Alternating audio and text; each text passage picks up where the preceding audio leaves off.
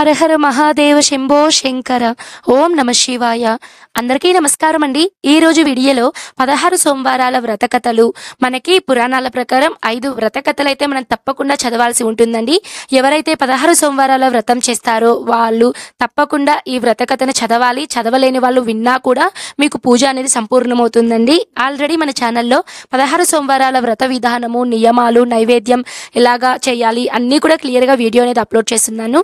ఇప్పుడైతే నేను వ్రత కథలు 5 వ్రత కథలు అయితే ఉన్నాయండి. వీడియో అనేది లెంతీ ఉంది, బట్ మీరు ఫుల్ వ్రత కథ అనేది వింటేనే మీకు పూజ అనేది సంపూర్ణమవుతుంది. క్లియర్గా నేను వ్రత కథను అయితే నేను చదువుతానండి. మీరు ఒకవేళ చదవలేని వాళ్ళు ఈ వీడియోని ఆడియో రూపంలో పెట్టుకొని అయితే మీరు వ్రత కథను వింటూ ఉండండి. వినే ముందు మీరు కొద్దిగా అక్షింతలను తీసుకొని చక్కగా కూర్చొని ముందుగా ఓం ఘం ఘం ఘం గణపతియే నమః అని నామస్మరణ చేసుకొని మీరు కూర్చొని ఈ వ్రత కథను అయితే వినాల్సి ఉంటుందండి. ముఖ్యంగా 16 సోమవారాల వ్రత కథలో మనకి ముఖ్యంగా 5 వ్రత కథలు అయితే ఉన్నాయండి.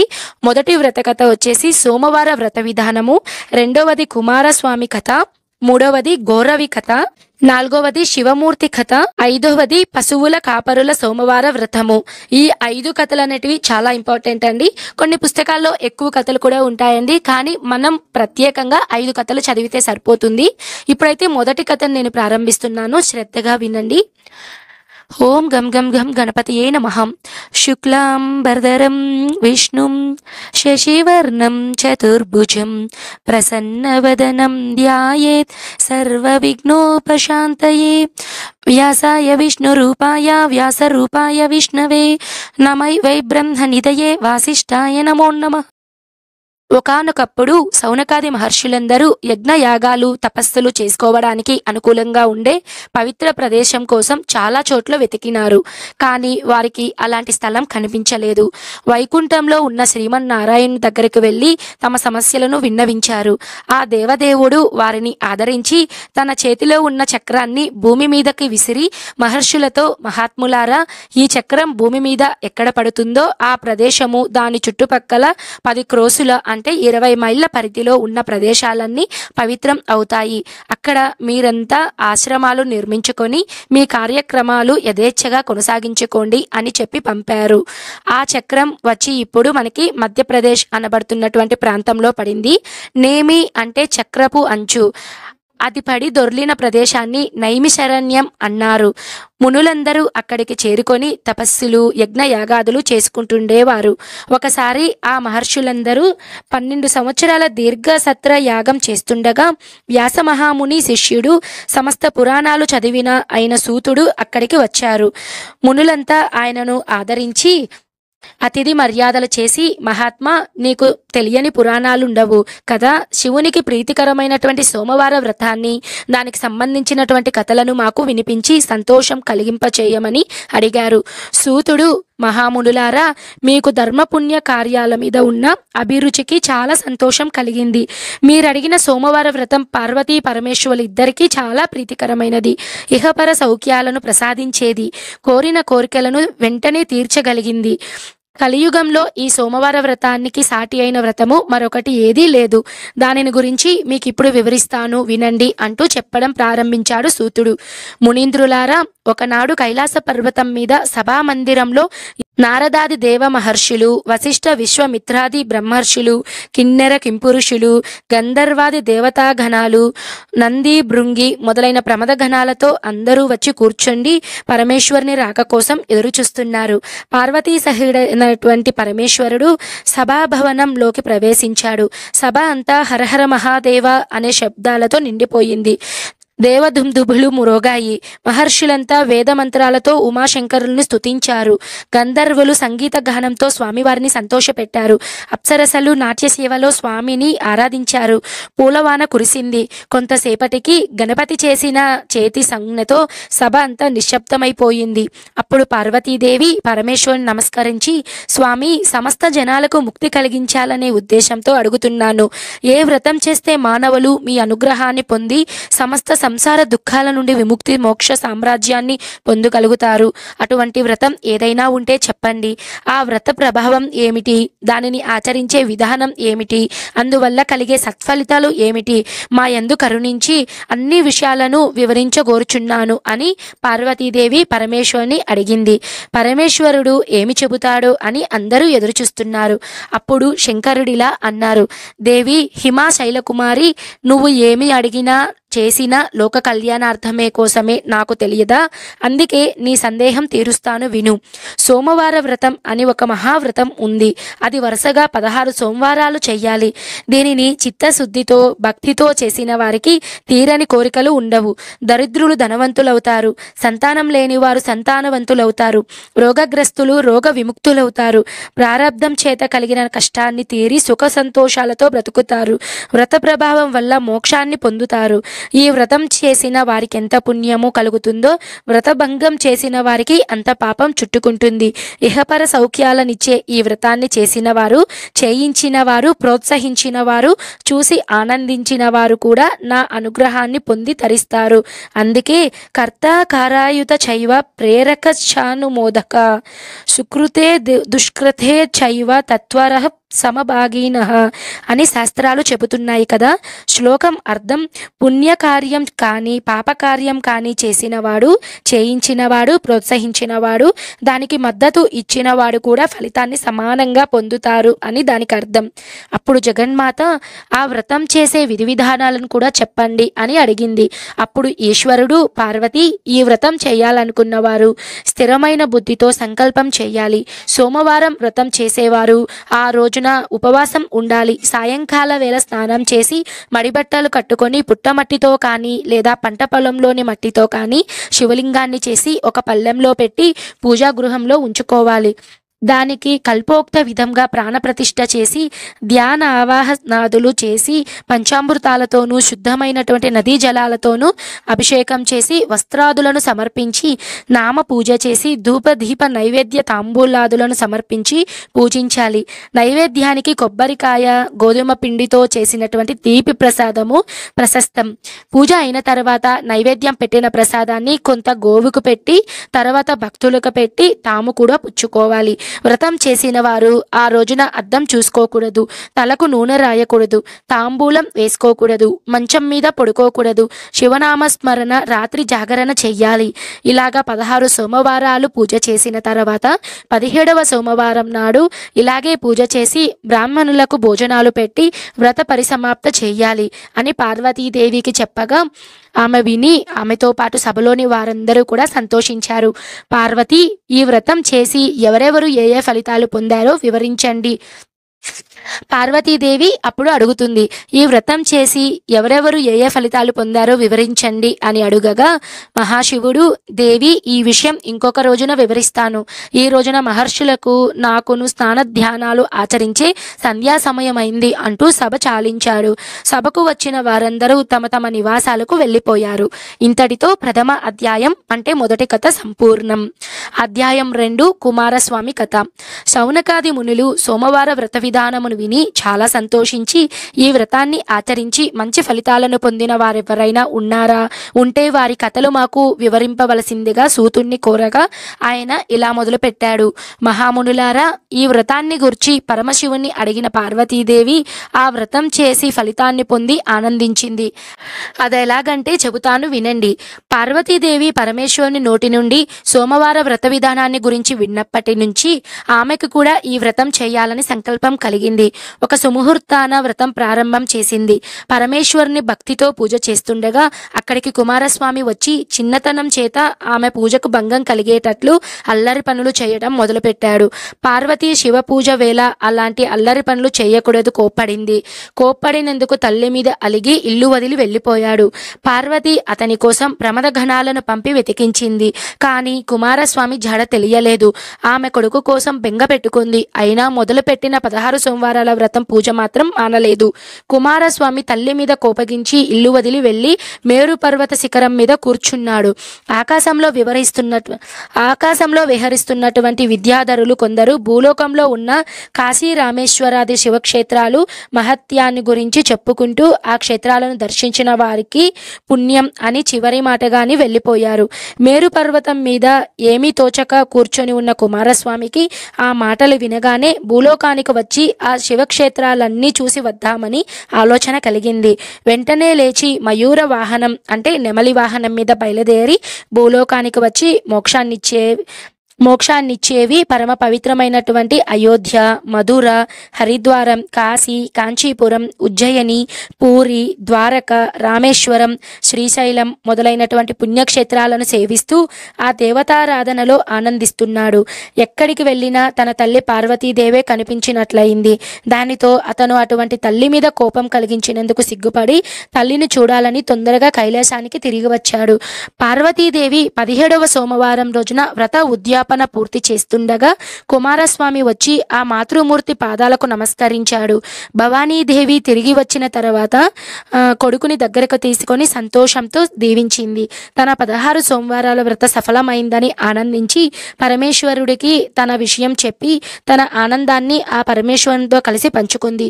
ఈ విధంగా ఈ వ్రతాన్ని 16 సోమవారాలు చేసి పార్వతీదేవి అంతటి మంచి ఫలితాన్ని పొందిందంటే ఈ వ్రత మహిమను గురించి వేరే చెప్పేదేముంది. మానవులందరికీ ఈ వ్రతం కోరిన కోరికల్ని తీరుస్తుండడంలో సందేహం లేదు అని కథను ముగించాడు సూతుడు. మునులు ఆ కథను విని పరమానంద భరితులయ్యారు. ఇంతటితో 2వ అధ్యాయం అంటే 2వ కథ సంపూర్ణమైందండి. ఇప్పుడు 3వ అధ్యాయం గోరవి కథ. సూతుడు ఇంకొక కథను చెప్పసాగాడు. కుమారస్వామికి ఈ సోమవార వ్రత కథలు ఇంకా వినాలని ఉంది. ఒకనాడు నారద మహాముని కైలాసంలో పార్వతీ పరమేశ్వరుల దర్శనం చేసుకునేందుకు వచ్చారు. ఈశ్వర దర్శనమైనటువంటి తరువాత కుమారస్వామి నారదుని దగ్గరకు వచ్చి నమస్కరించి, మునివర్య 16 సోమవారాల వ్రతాన్ని గురించి మా మాతృమూర్తి చెప్పి వ్రతకథ మాత్రం ఒక్కటే చెప్పి ఊరుకుంది. ఇంకా ఈ వ్రతానికి సంబంధించినటువంటి కథలు వినాలని కుతూహలంగా ఉంది. మీరు నాకు మరిన్ని సోమవార వ్రత కథలు వినిపించండి అని అడిగారు. నారదుడు అతని కోరికను మన్నించి ఇలా చెప్పడం ప్రారంభించాడు. నాయనా కుమార, ఒకప్పుడు జగత్తుకే తల్లిదండ్రులైనటువంటి పార్వతీ పరమేశ్వరులు భూలోకంలో ఉండే విశేషాలు చూడడం కోసం ఆకాశ మార్గాన ప్రయాణం చేస్తుండగా వారికి ఒక చోట కైలాసంతో సమానమైనటువంటి శివాలయం కనపడింది. దాని చుట్టూ పెద్ద ప్రాకారం ఉంది. ఆ ప్రాకారంలో పుష్కరిణి ఒకటి ఉంది.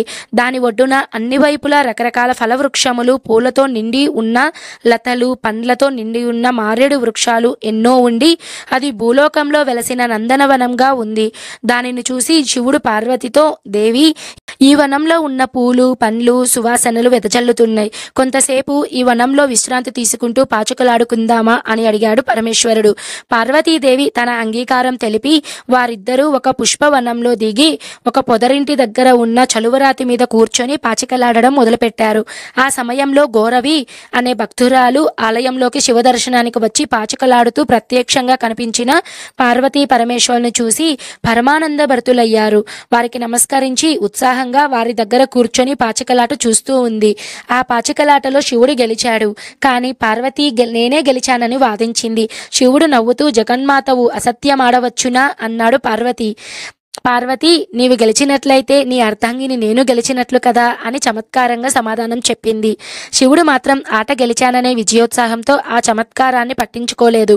ప్రక్కనే కూర్చొని ఉన్న గౌరవిని చూసి పరమేశ్వరుడు, అమ్మా, నువ్వు మా ఆటను మొదటి నుంచి చూస్తున్నావు కదా, ఇందులో గెలిచిన వారెవరో నువ్వే చెప్పు అని అడిగాడు. పార్వతి మాటలలోని చమత్కార్యాన్ని అర్థం చేసుకున్న గౌరవి, పార్వతి అమ్మవారే గెలిచారని సరసంగా సమాధానం చెప్పింది. గౌరవి స్త్రీ పక్షపాతంలో అబద్ధం ఆడుతుందని భావించిన శివుడు ఆ సరస సంభాషణను పట్టించుకోక, గౌరవి, మీ అమ్మగారి మీద ఉండే అభిమానంతో నువ్వు అసత్యం చెప్పినందుకు కుష్ఠురోగివై బాధలు పడు అని శపించి అదృశ్యమయ్యాడు. గౌరవి పార్వతి పాదాల మీద పడి, అమ్మ, నాకు శాప విమోచనం ఎలా కలుగుతుందో చెప్పమంటూ ఏడ్చింది. అప్పుడు పార్వతీదేవి ఆమె మీద దయతలిచి, గౌరవి, నువ్వు నా మాటలలోని చమత్కార్యాన్ని అర్థాన్ని గ్రహించి నేనే గెలిచానని ఆయనతో చెప్పావు. నీవు తప్పులేదు. అయినా శివునికి శాపం తిరుగులేనిది కాబట్టి కొంతకాలం కుష్ఠరోగితో బాధపడతావు. ఈలోగా ఆ పరమేశ్వరుని ఉద్దేశించి 16 సోమవారాల వ్రతం చెయ్యి. ఆ వ్రత ప్రభావంతో క్రమంగా నీ రోగం తగ్గి ఆరోగ్యవంతురాలు అవుతావు. విచారించకు అని ఓదార్చి పంపివేసింది. శాప ప్రభావం చేత వెంటనే ఆమె శరీరమంతా కుష్ఠరోగంతో రంగు మారిపోయింది. కాళ్ళు చేతులు పుల్లతో అసహ్యంగా తయారైనాయి. ఆనాటి నుండి గౌరవి శివుని మీద భక్తిభావంతో ఒక మంచి రోజున సోమవారం నాడు 16 సోమవారాల వ్రతం ప్రారంభించింది. నియమంతోనూ నిష్ఠతోనూ పరమేశ్వరుని అనుగ్రహాన్ని ఆశించి 16 సోమవారాలు వ్రతాన్ని పూర్తి చేసింది. 16 వ్రతాలు పూర్తయిన తర్వాత 17వ సోమవారం ఉద్వాసన చేసుకునే నాటికి కుష్ఠరోగం అంతా నశించి గౌరవి శరీరం సంపూర్ణ ఆరోగ్యంతో మెరిసిపోయింది. ఆమె సంతోషభరితురాలై తన శరీర ఆరోగ్యానికి చక్కని ఉపాయం చెప్పిన పార్వతీదేవికి అనేక విధాలుగా స్తుతించి ఆమెను గురించి తపస్సు చేసింది. పార్వతీదేవి ప్రత్యక్షమై, పుత్రిక, నీవు చేసిన తపస్సు వల్ల నాకు చాలా సంతోషం కలిగింది. నువ్వు 100 సంవత్సరాలు భూలోకంలో జీవించి భోగభాగ్యాలను అనుభవించి ఆ తరువాత మరుజన్మలో బంగారు రంగు గల గోరంట పుష్పగా పుడతావు. శివ పూజకు యోగ్యురాలు అవుతావు అని చెప్పి అదృశ్యరాలైంది.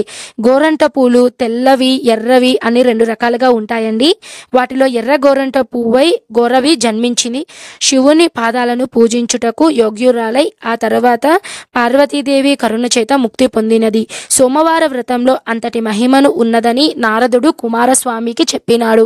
కుమారస్వామి సంతోషించి, స్వామి ఇంకొక కథ వినిపించండి అని అడగగా నారదుడు ఇలా చెప్పాడు. ఇంతటితో 3వ అధ్యాయం పూర్తయిందండి. ఇప్పుడు 4వ అధ్యాయం శివమూర్తి కథ. నారదుడు కుమారస్వామికి శివమూర్తి కథను ఇలా చెప్పాడు. కుమార, భూలోకంలో అమరావతి అనే ఒక నగరం ఉంది. స్వర్గలోకంలో ఇంద్రుని రాజధాని అయిన అమరావతి నగరాన్ని కూడా పరిహసించేటంత వైభవంతో ప్రకాశిస్తున్న దానిని విరూపాక్షుడనే రాజు పాలిస్తున్నాడు. అతనికి సుబుద్ధి అనే మంత్రి ఉన్నాడు. అన్ని ఐశ్వర్యాలు ఉన్న విరూపాక్షునికి సంతానం అనే ఐశ్వర్యం లేదు. రాజు విచారిస్తున్నాడు అని తన విచారాన్ని దూరం చేస్తూ ముసలితనం వస్తూ ఉన్న సమయంలో ఒక కుమార్తె పుట్టింది. రాజదంపతులు సంతోషించి చాలా ముద్దుగా ఆమెను పెంచి పెద్దదాన్ని చేశారు. ఆమె చాలా సౌందర్యవతి. వివాహ వయస్సు రాగానే రాజు ఆమెకు స్వయంవరం చాటించాడు. అలాంటి అందగత్తెను పెళ్లాడాలని చాలా మంది రాజకుమారులు ఆ స్వయంవరానికి వచ్చారు. అమరావతి నగరంలో శివమూర్తి అనే ఒక వీరశైవ బ్రాహ్మణ కుమారుడున్నాడు. అతన్ని బాగా చదువుకున్న పండితుడు. అంత పండితుడైనా వట్టి పేదవాడు కాబట్టి అతనిని ఎవ్వరూ పిల్లనిచ్చి పెళ్లి చెయ్యలేదు. ఒకనాడు శివమూర్తి తల్లి దగ్గరకు వచ్చి, అమ్మ, సన్యాసం పుచ్చుకొని దేశాటన చేయాలనుకుంటున్నాను, నన్ను దీవింపి పంపు అన్నాడు. అప్పుడు అతని తల్లి, కుమారా, నువ్వు నిరుత్సాహపడకు. ఇంత చిన్న వయసులో నీకు సన్యాసం పనికిరాదు. కష్టాలలో ఉన్నవారు శివారాధన చెయ్యాలని శాస్త్రం చెబుతుంది. 16 సోమవారాల వ్రతం గురించి నువ్వు వినే ఉంటావు. ఆ వ్రతం చేసిన వారికి కోరిన కోరికలన్నీ నెరవేరుతాయి. చాలా మంది వ్రతం చేసి కోరికలన్నీ పండించుకొని సంతోషిస్తున్నారు. నువ్వు కూడా ఆ వ్రతం చేసి మేలు కలుగుతుంది, అష్ట ఐశ్వర్యాలు కలుగుతాయి, వివాహం కూడా అవుతుంది అని హితబోధ చేసింది. శివమూర్తి, అమ్మ, మనం పేదవాళ్ళం, వ్రతం చేయగలగడానికి కొంచెమైనా సొమ్ము ఉండాలి కదా, ఎలా వస్తుంది అన్నాడు. తల్లి వెంటనే, కుమార, ఈ రోజున రాజకుమార్తె స్వయంవరం కదా, నువ్వు అక్కడికి వెళ్ళి బ్రాహ్మణులందరితో పాటు నీవు కూడా స్వయంవరం కదా, నీవు కూడా ఎంతో కొంత దక్షిణ దొరుకుతుంది. శివమూర్తి తల్లి మాటలు విని ఎలాగైనా 16 సోమవారాల వ్రతం చేయాలని సంకల్పించుకొని రాజభవనానికి వెళ్ళాడు. అక్కడ కూర్చున్న బ్రాహ్మణులందరితో పాటు కూర్చొని పరమేశ్వరుని ధ్యానించాడు. చాలా దేశాల నుంచి వచ్చిన రాజకుమారులతో సభ నిండిపోయింది. అందరూ రాజకుమారి రాక కోసం ఎదురు చూస్తున్నారు. నక్షత్రాలకు లోకానికి ఆనందాన్ని కలిగించే చంద్రబింబంలా రాజకుమార్తె చలికత్తెలతో సభాభవనంలోకి అడుగుపెట్టింది. ఆమె స్వరాలంకారులు ధరించి పుష్పమాలను చేత పట్టుకొని ఉంది. రాజకుమారులందరూ ఆమె సౌందర్యాన్ని చూసి పరవశించిపోయారు. ఆమె తమనే వరిస్తుందని ఆశతో ఉన్నారు. విరూపాక్ష మహారాజు సెలవు ఇవ్వగానే రాజకుమార్తె ఒక చెలికత్తె వెంట వస్తుండగా సభ అంతటికీ ప్రదక్షిణం చేసి నమస్కారం చేసింది. చెలికత్తె ఆమెతో కూడా వస్తూ ఒక్కొక్క రాజకుమారి చరిత్ర చెబుతుంది. రాజకుమారి అన్నీ వింటూ ముందుకు నడుస్తుంది. అలా రాజకుమారులందరినీ చూడడం అయిపోయింది. రాజకుమారి చేతుల్లో ఉన్న పూలదండ ఎవరి మెడలో వేయలేదు. బ్రాహ్మణుల గుంపులో చుక్కల్లో చంద్రుడిలా మెరిసిపోతున్న శివమూర్తిని చూసి తన చేతిలో పూలదండను అతని మెడలో వేసింది. సభలోని వాళ్ళందరూ కూడా ఆశ్చర్యపడ్డారు. కానీ ఎవరేం చెయ్యగలరు? రాజకుమారులంతా వెళ్ళిపోయారట. స్వయంవర సభ పూర్తి అయ్యింది. శివమూర్తి వెంటనే ఇంటికి ఇంటికి వెళ్ళి తల్లికి నమస్కరించి జరిగిన విశేషం అంతా చెప్పాడు. ఆవిడ చాలా ఆనందించి, నాయన, నీకు 16 సోమవారాల వ్రతం చేయాలి అనే సంకల్పం కలిగిన వెంటనే నిన్ను రాజకుమార్తె వరించింది. ఇంకా వ్రతం చేస్తే ఎంతటి భాగ్యం కలుగుతుందో కదా, అందుచేత వ్రతం చెయ్యడం మానకు అని హితవు చెప్పింది. విరూపాక్షుడు శివమూర్తికి తన కుమార్తెనిచ్చి మహావైభవంగా వివాహం చేసి తన రాజ్యంలో సగభాగాన్ని కూతురికి కట్నంగా ఇచ్చాడు. ఒక రాజ్యానికి రాజైన శివమూర్తి తన సోమవార వ్రత సంకల్పాన్ని మర్చిపోలేదు. ఒక మంచి రోజున దేవాలయంలో వ్రతం ప్రారంభించాడు. 16 సోమవారాలు నిర్విఘ్నంగా పూర్తయినాయి. 17వ వ్రతంలో ఉద్వాసన జరగాలి. శివమూర్తి పూజలో నైవేద్యానికి అవసరమైన గోధుమ పిండి, పంచదార పంపించమని రాజకుమార్తెకు కబురు పంపాడు. ఆమె తన భర్త కోరిన వస్తువులన్నీ విని కొంచెం చికాకుపడి, రాజైన ఈయనకు పాత వాసనలు పోలేదనుకుంటూ వజ్ర వైదూర్యాలను, వెండి బంగారాలను పంపింది. ఒక మహారాజుగా అమూల్యమైన వస్తువులు కోరాలి కానీ ఒక బిచ్చగాడిలా చిన్న కోరికలు కోరడం అనే భావంతో వెలిబుచ్చింది. ఆ అమూల్య వస్తువులతో పాటు రాజకుమార్తె తాను కూడా వచ్చింది. తన అభిప్రాయాన్ని స్వయంగా చెప్పింది. వ్రతభంగం అయినందుకు శివమూర్తికి కోపం వచ్చింది. భార్యను చూసి, ఓసి దుర్మతి, మన వివాహానికి, నా రాచరికానికి కారణమైన సోమవార వ్రతాన్ని నువ్వు అవమానించావు. నువ్వు కొన్నాళ్ల పాటు అడవిలో ఉండు, నీ ముఖం నాకు చూపించకు అంటూ రాజభవనానికి వెళ్ళిపోయాడు. రాజకుమార్తె భర్త మనస్సును నొప్పించినందుకు విచారించి అరణ్యవాసానికి వెళ్ళింది. వ్రతభంగం చేసిన పాపం ఎక్కడికి పోయినా ఆమెను వెంటాడుతూనే ఉంది. ఆమె ముట్టుకున్న చెట్టు వాడిపోతూ ఉంది. స్నానం చేయగానే పోతే చెరువులో నీళ్లు ఎండిపోతున్నాయి. తినడానికి పళ్ళు కొద్దామంటే అవి మాయమవుతున్నాయి. ఆకలి దప్పికలు ఆమె చాలా నిరసపడిపోయింది. తాను రాజకుమార్తెననే గర్వంతో సోమవార వ్రతాన్ని చెడగొట్టి మహాపాపం చేశానని, అందుకే తనకు ఇటువంటి కష్టాలు వచ్చాయని ఏడ్చింది. ఆ సమయంలో సమీదలు ఫలాలు తేవడానికి అడవికి వచ్చిన ఒక మహాముని ఆమెను చూసి ఆమె దుఃఖానికి కారణం అడిగాడు. అతనిని నమస్కరించి తాను చేసిన శివపూజా భంగాన్ని గురించి చెప్పి తన కష్టాలను తీరే ఉపాయం ఏదైనా ఉంటే చెప్పమని ప్రార్థించింది. ఆయన దయతో ఆమెను తన ఆశ్రమానికి తీసుకుపోయి వెళ్ళాడు. ఆమె ఆశ్రమానికి పోగానే అక్కడ మండుతున్న అగ్నులను ఒక్కసారి చల్లారిపోయాయి. రాజకుమార్తె చేసిన శివాపరాధం వల్ల అలా జరిగిందని మునీంద్రుడు గ్రహించాడు. దానికి పరిహారం ఏంటంటే దివ్య దృష్టితో చూచాడు. ఆయనకు పరమశివుడు కనిపించి, ఈమె 16 సోమవారాల వ్రత నియమ నిష్టలతో చేస్తే పాప పరిహారం అవుతుంది, తిరిగి భర్త దగ్గరకు చేరుకుంటుంది అని చెప్పాడు. వెంటనే ఆ మునీంద్రుడు తన రాజకుమారి చేత ఈశ్వరుడు చెప్పినట్లు 16 సోమవారాల వ్రతం చేయించడం ప్రారంభించాడు. ఇక్కడ ఈమె వ్రతం పూర్తి కావడంతో సమయంలో అమరావతిలో ఉన్న శివమూర్తి మనస్సులోని కోపం తగ్గి తన భార్య తెలియక చేసిన పాపాన్ని తాను కూడా పెద్ద శిక్ష విధించాలని పశ్చాత్తాపడ్డాడు. ఒకనాటి రాత్రి పరమశివుడు శివమూర్తి కలలో కనిపించి, నీ భార్య అరణ్యంలో ఒక ముని ఆశ్రమంలో సోమవార వ్రతం చేస్తుంది. అక్కడికి నువ్వు వెంటనే బయలుదేరి వెళ్ళి వ్రతంతో పవిత్రురాలైన నీ భార్యను తిరిగి రాజభవనానికి తెచ్చుకో అని సెలవిచ్చాడు. శివమూర్తి ఆ మరునాడే అరణ్యంలో ఉన్న భార్య ఉన్న ఆశ్రమానికి చేరుకున్నాడు. రాజకుమారి భర్తను చూడగానే అతని పాదాల మీద పడి, ఆర్యపుత్ర, అజ్ఞానంతో నీ వ్రతభంగం చేసి చాలా కష్టాలు పాలయ్యాను. భగవంతునితో సమానుడైనటువంటి ఈ మునీంద్రుని కరుణ వలన నేను కూడా 16 సోమవారాల వ్రతం చేసి పాప విముక్తురాలనైపోయాను. మళ్ళీ నాకు మీ సాన్నిధ్యం లభించి అని ఆనంద బాష్పాలు కార్చింది. శివమూర్తి భార్యతో సహా మునీశ్వరులకు నమస్కరించి అతన్ని దీవెనలు పొంది తన రాజధాని అయినటువంటి అమరావతికి వెళ్ళాడు. తర్వాత భార్యా సమితుడైనటువంటి మరలా 16 సోమవారాల వ్రతం భక్తి శ్రద్ధలతో ఇద్దరు భార్యాభర్త కూర్చొని వ్రతమైతే చేశారు. వ్రతఫలంగా ఐశ్వర్యాలు పొంది ప్రజారంజకంగా రాజ్యాన్ని పరిపాలించారు అని కుమారస్వామికి నారదుడు శివమూర్తి కథను వినిపించాడు. ఇంతటితో అధ్యాయం 4 పూర్తవుతుందండి. అంటే కథ 4 పూర్తవుతుంది. ఇప్పుడు అధ్యాయం 5వ కథనైతే ఇప్పుడు తెలియజేస్తున్నానండి. పశువుల కాపరులు సోమవార వ్రతము. కుమారస్వామి అడిగిన మీదట నారద మహాముని మరొక కథను చెప్పుచున్నాడు. కుమార విను. పూర్వం ఒక రాజ్యంలో పెద్ద కరువు వచ్చింది. నదులలోనూ చెరువులలోనూ నీళ్లు లేవు, పంటలు లేవు. ప్రజలందరూ తిండి లేక, త్రాగడానికి నీళ్లు లేక మలములు మాడిపోయాయి. పశువులు సైతం అలాగే బాధపడుతున్నాయి. ఒకనాడు కొంతమంది పశువుల కాపరులు తమ పశువులు తోలుకొని ఎక్కడికైనా వాటికి మేత దొరుకుతుందేమో, నీళ్లు మేత దొరుకుతుందేమోనని చాలా దూరం వెళ్ళారు. వారి దురదృష్టం ఏమో కానీ ఎంత దూరం వెళ్ళినా తమకు తిండి కానీ, పశువులకు పచ్చని మేత కానీ, త్రాగడానికి నీళ్లు కానీ దొరకలేదు. చాలా అలసిపోయి ఒక మర్రి చెట్టు కింద కూర్చొని ఏం చెయ్యాలా అని విచారిస్తున్నారు. అప్పుడు వారిలో అప్పుడు వారిలో ఒకరు శివలింగడనువాడు ఒకడు లేచి, స్నేహితులారా, ఇది మానవులెవ్వరూ చేసేది కాదు, దేవుడు చేసిన పని. అందుచేత ఆ దేవుడి దయ్యను సంపాదించే ప్రయత్నం చెయ్యాలి. నేను మన ఊరి గుళ్ళో ఎవరో అయ్యవారు వచ్చి మాట్లాడుతుంటే విన్నాను.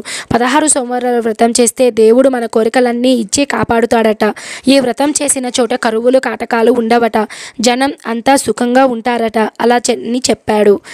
అందుచేత మనం కూడా 16 సోమవారాల వ్రతం చేద్దాము. దానితో ఈ కరువు తొలగి మన ఆకలి తీరుతుందేమో అన్నాడు. అక్కడ ఇంకొకడు లేచి, మనకు శివ పూజకు కావలసిన సామాగ్రి ఎక్కడ దొరుకుతుంది అని అడిగాడు.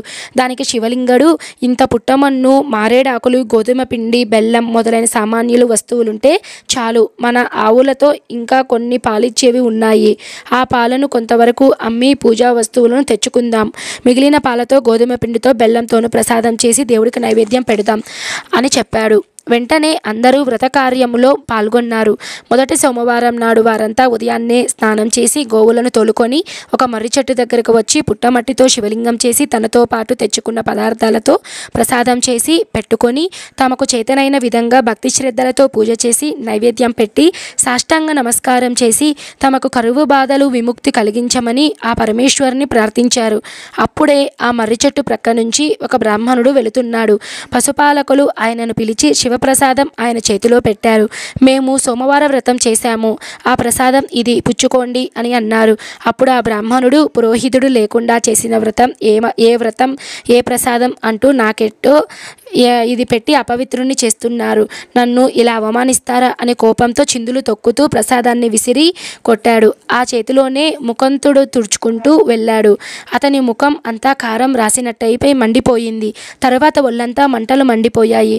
అతడు పావేళ్ల దగ్గర వచ్చి, దుష్టులారా, మీరు నాకు పెట్టినదేమిటిరా? అందులో విషం కలిపారా? లేకపోతే నా ఒళ్ళంతా ఇలా మండుతుందేమిటి? మీరు ఇలాంటి పనికిమాలిన వాళ్ళెక్కడా ఉండరు అంటూ నోటికి వచ్చినట్లు తిట్టారు. తిట్టిన కొద్దీ మంటలు ఎక్కువవుతున్నాయి. ఆ మంటలు భరించలేక నేల మీద పడి దొర్లుతూ ఉండగా శివలింగడు చూసి, అయ్యా, నీ అహంకారమే ఇంత పని చేసింది. మేమిచ్చినటువంటి దైవ ప్రసాదాన్ని నిర్లక్ష్యంగా విసిరి పారేసి అందువల్లనే మీకు ఈ బాధలు కలిగాయి. ఇప్పుడైనా ఆ పరమేశ్వరుని క్షమాపణ చెప్పుకొని ప్రసాదం పుచ్చుకుంటే మీ శరీర బాధలు తొలగిపోవును. ప్రసాదం తీసుకోండి అని హెచ్చరించాడు. బ్రాహ్మణుడు లేచి ప్రసాదం కోసం వెతికాడు. అది అతను విసిరినప్పుడు గోమయం ఆవు పేడలో పడిపోయింది. దాన్ని చూసి గోమయం కూడా పవిత్రమైనదే అనే భావనతో తీసుకొని భక్తితో కళ్ళు తుడుచుకొని నోట్లో వేసుకున్నాడు. వెంటనే అతని ఒళ్ళు మంటలు తగ్గి ప్రశాంతిని పొందాడు. పశుపాలకులు పూజించిన ఆ పార్థివలింగానికి నమస్కారం చేసి వారి దగ్గర సెలవు తీసుకొని తాను కూడా సోమవార వ్రతం చేయడానికి నిశ్చయించుకొని తన దారితో తాను వెళ్ళిపోయాడు. గోపాలురు అందరూ పట్టు విడవకుండా 16 సోమవారాలు అలాగే పూజలు చేసి వ్రతం సమాప్తి చేశారు. వారు చేసిన వ్రత ప్రభావం చేత కొద్ది కాలంలోనే వర్షాలు కురిశాయి. రాజ్యంలో అంతటా పంటలు పండాయి. నూతులు, చెరువులు, నదులు నీటితో నిండిపోయాయి. చెట్లు, చేమలు పచ్చబడ్డాయి. నేల మీద పచ్చగడ్డి బాగా పెరిగి పశువులకు కడుపు నిండా తిండి దొరికింది. కరువు తొలగడానికి కారణమైనటువంటి ఆ గోప బాలకులందరూ ఆ దేశాన్ని రాజుగారు పిలిచి గౌరవించాడు. ప్రజలందరూ వారికి నీరాజనాలు పట్టారు. రాజుగారు రాజ్యంలోని ప్రజలందరూ భక్తితో సోమవార వ్రతం చేయవలసిందిగా చాటించి తాను కూడా సోమవార వ్రతాన్ని చేసి రాజ్యాన్ని ప్రజలను సుఖంగా పాలించాడు అని ఈ వ్రతకథలు చెప్పి నారదుడు కుమారస్వామిని సంతోషపెట్టాడు. ఇదండి, ఇంతటితో మనకి 5వ అధ్యాయం 5వ కథ అనేది సంపూర్ణమవుతుంది.